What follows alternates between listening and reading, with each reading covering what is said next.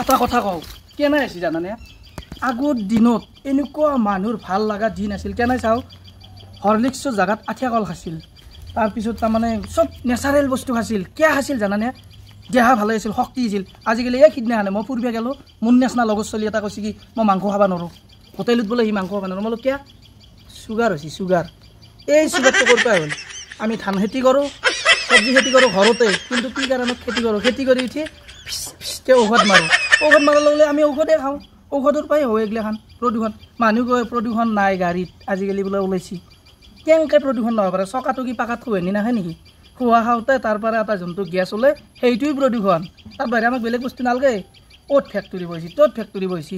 আগতে তাৰমানে এনেকুৱা ধুনীয়া আছিল এতিয়া বাছত যাব নোৱাৰা নাক বন্ধাই যায় কাষেদি গেলি এই কমালপুৰীৰ এখান্তি যাবি পাদিৰ বাছ হান পাবি গাড়ীৰ ভিতৰত এনেকুৱা বাছ সেইকাৰণে কি জানানে প্ৰদূষণ বুলিব ল'লে আৰু ঘৰত খেতি কৰিলে যিমান পাৰা গোবৰ সাৰ মাৰি কেনে খেতি কৰিবি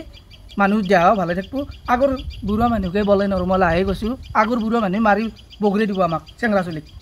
যিহেতু আজিকালি চেংৰা ডায়েবেটিছ হৈছে বোলে তে ভাবি চাইছোন আৰু বা কিমান কি হ'ব সেইকাৰণে চব খাব লাগে কলেও কচু খাব লাগে কচুৰ ফুল আছে এই সেইগিলা বস্তু খাব লাগে সেইগিলা বস্তু